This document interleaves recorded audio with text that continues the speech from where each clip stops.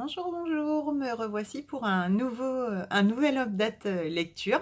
Ça fait très longtemps que je n'en ai pas fait et je profite que mes enfants sont en vacances et que je suis bien tranquille à la maison pour vous présenter mes dernières lectures.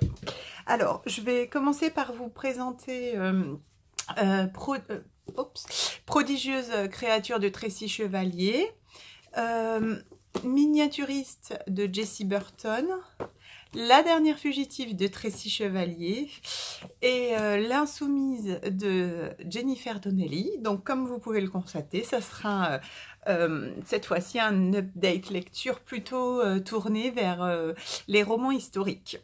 Historiques et féministes. Voilà, on va le dire. Euh, voilà, donc je vais commencer par vous présenter Prodigieuse créature de Tracy Chevalier qui m'a été offert par ma copine Astrid à mes loulous. Et merci à toi, ça m'a fait super plaisir. Je n'ai aucune idée si tu me regardes, mais en tout cas, merci beaucoup. Alors, Prodigieuse créature, c'est l'histoire. Alors, ne m'en veuillez pas parce que j'ai toujours du mal à retenir les, les noms des héroïnes et des personnages, d'autant plus que je lis beaucoup, donc j'ai du mal à confondre les noms, même si je me rappelle de l'histoire. Donc voilà, donc je vérifie, donc c'est Marie, c'est ça. L'histoire, c'est l'histoire, donc ça se passe en Angleterre, sur la côte des Cornouailles, et c'est l'histoire d'une jeune femme et d'une jeune fille qui se rencontrent, en gros, qui se rencontrent sur la plage. Toutes deux donc sont des femmes, enfin des féminines, comment dire, des femelles, je ne sais pas comment on dit, oui, des filles quoi. L'une est une jeune femme d'une trentaine d'années, l'autre entre 10 et 20 ans, bon ça, au début du livre 10 ans, une dizaine d'années. Ça se passe dans les années 1800. Et en fait, c'est l'histoire. Donc, elle découvre sur la plage des ossements ou des restes, d'abord de poissons, de coquillages, de crustacés. Et puis très vite, elles vont chercher. Il me semble que ça s'appelle des smilodons. Euh, mais je ne veux pas me tromper parce que voilà, je suis abrutie de noms de dinosaures avec mes enfants. J'ai 3 garçons, ils me parlent de dinosaures tous les jours et c'est possible que je me trompe. Bien sûr, je vais pas retrouver le nom. Bon, voilà, un nom. Alors, c'est des dinosaures qui ressemblent à des crocodiles. En fait, c'est des dinosaures qui sont des ancêtres des crocodiles. C'est des dinosaures de mer qui étaient dans l'eau. Et donc, bref, donc elle retrouve ses ossements sur la plage. Et c'est l'histoire un petit peu, en gros, de la spoliation de leur découverte par des hommes et comment elles vont se battre pour que leur découverte soit reconnue scientifiquement et qu'elle leur soit attribuée. Alors, ça va pas être une partie de plaisir parce que les hommes ont tendance à s'attribuer, et puis des femmes scientifiques, ça n'est pas possible. D'autant plus que Marie Heming est célibataire. Enfin voilà, c'est pas forcément quelqu'un de très fréquentable.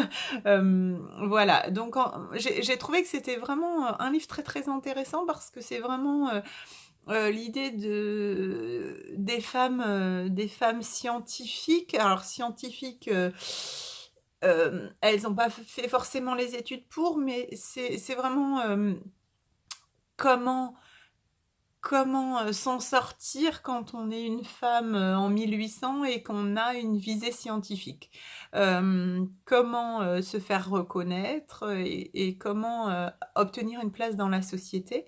J'ai trouvé que c'était vraiment très, très intéressant comme livre, ça m'a beaucoup plu. Et j'aime beaucoup l'écriture de Tracy Chevalier. Vous allez le voir parce que j'ai pas mal de livres à présenter.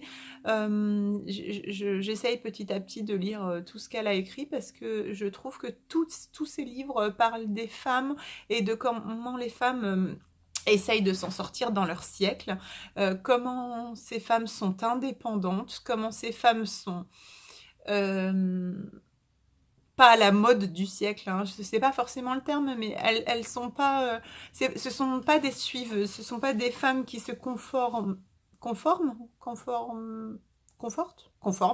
qui sont conformes aux idées de la société. Ce sont des femmes qui sont un peu visionnaires. Voilà, donc j'aime beaucoup ces livres. J'en ai lu 3 ou 4 pour l'instant et j'ai envie de tout lire. Tracy Chevalier, elle a écrit donc La jeune fille à la perle avec Vermeer, La dernière fugitive, elle a écrit La dame à la licorne, elle a écrit À l'orée du verger. Voilà.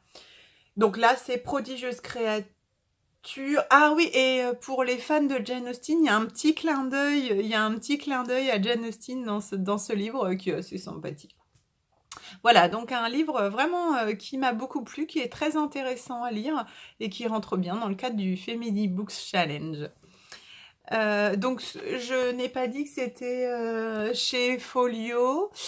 C'est un livre qui n'est pas très récent, il me semble, peut-être 2016, il n'y a pas la date. Bien sûr, je vais pas... Ah bah non, même 2010. Alors voilà, c'est un livre qui a été, je crois, réédité, mais qui n'est pas du tout récent, hein. Alors, je vais continuer avec Jessie Burton, qui a écrit Miniaturiste, qui est un livre un petit peu plus épais, on va dire, qui fait 512 pages, alors, vous voulez aussi la date ? J'aurais pu mieux préparer. 2014-2015. Donc, Jessie Burton, qui a écrit Miniaturiste, c'est aussi une autrice. Tiens, c'est marrant parce que, alors, du coup, c'est vraiment un update féministe que je vais vous faire parce que je vais vous présenter que des livres écrits par les femmes et avec des héroïnes. Donc voilà, on est tout à fait dans le cadre du Family Books Challenge et c'est pas fait exprès. Voilà, donc Miniaturiste, c'est l'histoire de Nella qui a 18 ans et que ses parents font marier à, j'ai oublié, à Johannes, je pense que ça se dit Johannes, parce que c'est c'est en Hollande. Voilà, je ne sais plus. C'est à Amsterdam, si, c'est à Amsterdam. Donc, les parents, elle vient de la campagne. En gros, son père meurt, décède et lui laisse à la famille beaucoup de dettes. Et donc la mère trouve un bon parti et dans la personne de Johannes, qui est quelqu'un qui est très bourgeois et très très reconnu dans la société bourgeoise et dans la guilde, on va dire, de Amsterdam. C'est un commerçant et un négociant. Et donc lui cherche à se marier. Voilà, donc au départ, ça commence comme ça. Et donc Nella va intégrer la maison de Johannes et va essayer de comprendre pourquoi son nouveau mari, fait chambre à part, ne vient jamais la voir. Elle a très très peu de contact avec lui et elle est très déçue parce qu'au final, elle attendait beaucoup de ce mariage. Elle souhaitait des choses qu'elle n'obtient pas. Et puis, elle doit vivre avec la sœur de Johannes qui est Marine. Alors, je ne sais pas si on dit Marin ou Marine, ça s'écrit M-A-R-I-N. Donc, dans ma tête, quand je lisais, ça changeait à chaque fois, donc on va dire Marine, qui est une femme très indépendante, qui n'est pas mariée, qui a aussi, je crois, une quarantaine d'années, et dont on va découvrir l'histoire peu à peu, et qui est aussi, à mon sens, une femme forte dans ce livre. Et donc, le livre, c'est toute l'histoire de on va dire, l'émancipation de Nella, dans cette famille, et comment elle va réussir à s'en sortir et à finalement prendre l'organisation de la maison en charge avec tout ce qui peut se passer. Tout ce qui peut se passer, ben, dans la vie de la famille et tout ce qu'elle va découvrir sur tous les personnages de la maison, que ce soit les domestiques, que ce soit Marine ou Johannes. C'est un livre qui est très fort, qui parle de tous les de tous les thèmes de société qui sont encore actuels. Il y a du féminisme dedans, il y a des questions d'actualité. J'ai pas envie de vous le dire parce que moi j'avais pas envie d'être spoilée et j'ai bien aimé le découvrir au fil de ma lecture, mais donc je vous dirai pas ce que c'est, mais c'est des thèmes d'actualité, des thèmes de société. Euh, L'histoire s'appelle Miniaturiste parce que Johannes va offrir un cabinet miniaturiste à Nella comme cadeau de mariage. C'est-à-dire c'est un cabinet... En gros, c'est une grosse maison de poupée avec, où elle peut reconstituer toute sa maison dans la maison de poupée. Mais pour moi, c'est vraiment une histoire de fond qu'on aurait même pu éviter. Enfin voilà, pour moi c'est vraiment secondaire et vraiment l'histoire, c'est l'histoire de l'émancipation de Nella dans sa famille et comment elle va réussir à prendre toutes les choses en charge. Voilà, c'est un très bon livre, même s'il y a un thème, et donc je veux pas vous spoiler, donc je veux pas vous en parler, mais il y a un thème qui m'a un petit peu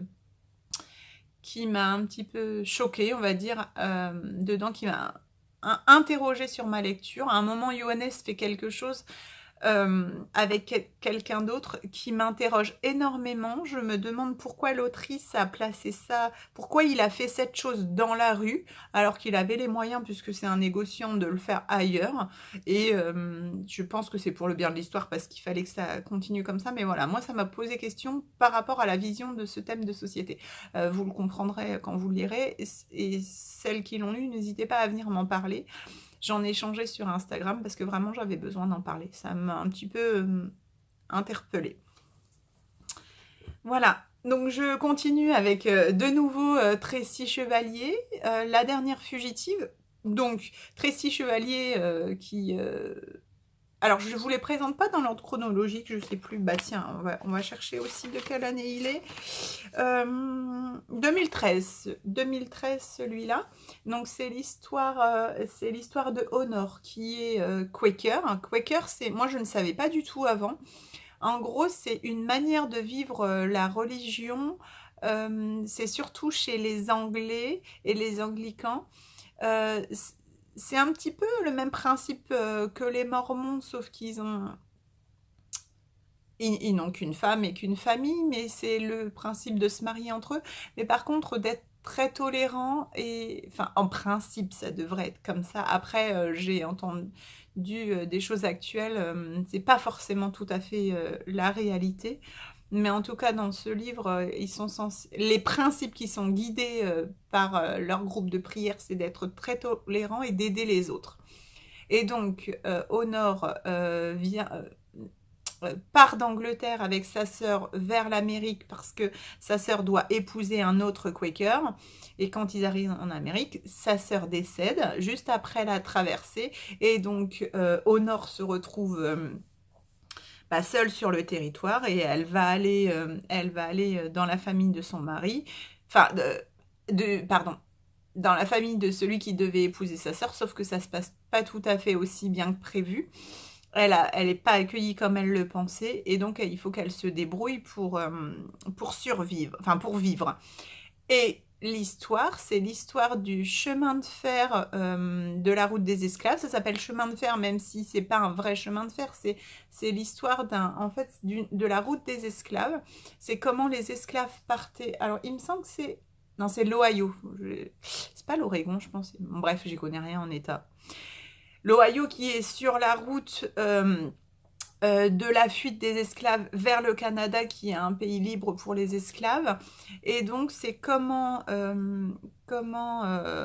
les gens qui sont sur le trajet de cette route de la fuite des esclaves vont aider les esclaves à s'enfuir toujours plus haut et à pouvoir atteindre le Canada. Et c'est comment elle va s'intégrer à ce chemin de fer de la route de la fuite des esclaves. Voilà. Voilà, un livre vraiment, vraiment très intéressant. Beaucoup de personnes m'ont dit que c'était leur livre préféré de Tracy Chevalier. Moi, je ne sais pas parce que je n'ai pas encore tout lu. Il est vraiment très intéressant. Tous les livres que j'ai lus d'elle, je les ai beaucoup aimés. Ça n'a jamais été un coup de cœur parce que je pense qu'il me manque un petit quelque chose par rapport à l'émotion des personnages, mais ce sont des très très bons livres historiques et où on apprend vraiment énormément de choses. Enfin, moi, à chaque fois que je lis des livres d'elle, ce sont des sujets que je ne connais pas, à portée historique, et j'adore. En plus, ils nous font voyager. Vraiment, c'est super intéressant. Donc, un livre que je vous conseille. Et enfin, je vous présente L'Insoumise de Jennifer Donnelly. Concrètement, pour vous raconter une petite anecdote, je l'avais vue donc dans le book, dans présenté. Alors, je m'excuse, j'ai complètement oublié le nom. Je l'ai vu donc présenté. En plus, c'est un. Ah, ça y est, c'est Eléa Boulevard des Passions. Pardon, j'adore son podcast. J'adore cette fille avec ses cheveux longs, même si elle vient de se les couper. C'est elle d'ailleurs qui m'a donné l'idée d'aller chez le coiffeur. Bon, bref. J'adore sa manière de présenter les choses. Et donc, c'est elle qui m'a donné envie de lire L'Insoumise. Je l'ai commandé chez Momox parce que je l'ai trouvé genre à 2 €, 2,50 €. Il est arrivé dans un état complètement pourri. C'était pas du tout l'édition que j'avais commandée. J'avais commandé un poche, il est arrivé en format, en grand format. Ça me convenait pas. Il était quasiment moisi, quoi. J'ai eu beau essayer de le laver, il était moisi. Donc, j'étais pas contente. Momox, pour moi, je crois que c'est fini. À part mon mari, il fait la collection. Enfin, je lui achète les Walking Dead et il y a que Momox qui les vend d'occasion. Donc, bon, voilà. Je continue à acheter chez eux. Mais à part ça, j'ai dit que pour moi, je n'achèterais plus rien. Je leur ai envoyé un mail pour leur dire que je ne ferai plus de commandes chez eux parce que j'étais déçue. Quand on achète du très bon état, je vois pas. J'achète que état neuf ou très bon état et je reçois des livres qui sont complètement moisis. Et ils m'ont dit vous avez qu'à nous les renvoyer, on vous les remboursera. Sauf que moi je suis dans un petit village, il faut aller à la poste, il faut retrouver un emballage. Enfin, bref, c'est hyper compliqué. Donc j'ai gardé les livres, je leur ai pas renvoyé, mais je leur ai demandé de m'effacer de leur fichier. Voilà. Et donc, j'ai recommandé L'Insoumise. Ouais, alors que le livre, il était... Bon. J'ai mis l'autre livre en boîte à livres. J'ai recommandé L'Insoumise chez un autre vendeur d'occasion et il est arrivé dans cet état-là. Donc, c'est un bon état. Enfin, très bon état. Ça doit être un très bon état. Il est juste jaune, mais voilà. Ouais, il y avait juste... Bon, vous n'allez pas voir, il y avait juste la tranche là qui était un peu cassée. Mais bon, pour moi, c'est agréable à lire. Pour un poche, voilà. Bon, donc, parce que c'est quand même un gros pavé, hein, donc un livre qui coûte cher. Allez, trêve de blabla. Donc, chez Pocket, il est plus trouvable en magasin, mais moi, les libraires qui étaient là m'ont dit que c'était compliqué pour le commander. J'ai essayé à Cultura, j'ai essayé à la Fnac, bon bref, donc c'est pour ça que j'ai acheté d'occasion sur Internet.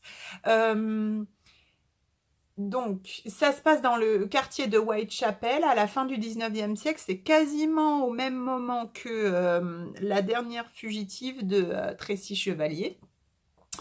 Et quartier de Whitechapel, c'est à Londres. C'est le quartier où il y avait Jack l'Éventreur, hein, qui a commis ses meurtres. Voilà. Et donc, c'est l'histoire, pour ne pas confondre, de Fiona, qui est une jeune fille de famille qui est très bien élevée, mais qui est dans la pauvreté. C'est une fille de docker dans un entrepôt de stockage de thé. Où le patron, enfin c'est pas le patron, hein, c'est le contremaître, et le patron aussi, si je dis une bêtise, et le patron sont des gens qui sont véreux, qui sont contre les syndicats, et le père de Jennifer, de Fiona, pardon, et pour les syndicats, il va s'engager. Ça fait peur à Fiona, et finalement il va arriver quelque chose à son père. Elle est aussi promise Enfin, elle a un fiancé à qui va arriver quelque chose et du coup, elle va être obligée d'aller refaire sa vie pour s'en sortir. Suite à un événement, elle va aller refaire sa vie en Amérique et c'est toute l'histoire de comment elle va s'en sortir en suivant son rêve. Avec un peu de chance aussi, hein, parce que voilà, bon, il faut un peu de chance pour réussir à avoir ce qu'elle a eu pour redémarrer dans la vie. Elle a un oncle d'Amérique, elle va tout faire pour s'en sortir. Je ne sais pas si je vous le présente très bien, mais clairement, ça a été un vrai coup de cœur. Eléa Boulevard des Passions a dit qu'elle avait adoré. Des fois, bon, on peut avoir des avis différents. Là, voilà, je confirme. Pardon. Je confirme, c'est vraiment un très très bon livre. Il fait 816 pages, je l'ai lu en 2 jours. Voilà, donc impossible de m'arrêter. Dès que j'avais un moment entre deux lessives, entre deux machins, en préparant le repas et tout. Et puis on passe les pages, enfin, vraiment, j'ai vraiment adoré. L'histoire de cette femme qui fait tout pour s'en sortir, et malgré tout, qui fait tout pour retrouver son amour de jeunesse, qui vraiment, qui combat dans sa vie. Vraiment très intéressant, remis dans le siècle, hein, ça se passe au 19e siècle, mais vraiment, voilà, vraiment très très chouette. Un livre très bon, ce qui fait que du coup j'ai acheté un autre livre de Jennifer Donnelly, qui n'est pas la suite, mais qui est un tome sur un personnage qui intervient dans ce livre. Voilà, avec un autre thème et qui fait 1000 pages. Voilà, que je n'ai pas encore lu. Voilà, donc L'Insoumise de Jennifer Donnelly, c'est un livre que je vous conseille si vous aimez les romans historiques, les romans avec des héroïnes fortes. Vraiment, je vous le conseille, il est vraiment super chouette. Voilà, c'était mon bout de call. Voilà, je suis à 22 minutes, j'avais beaucoup de choses à dire. Pas mon bout de call, pardon, mon update lecture. J'espère que ça vous a plu. En tout cas, ça fait drôle de recommencer parce que ça faisait des mois que j'en avais pas fait. Je vous souhaite une bonne journée. Je vous dis à bientôt.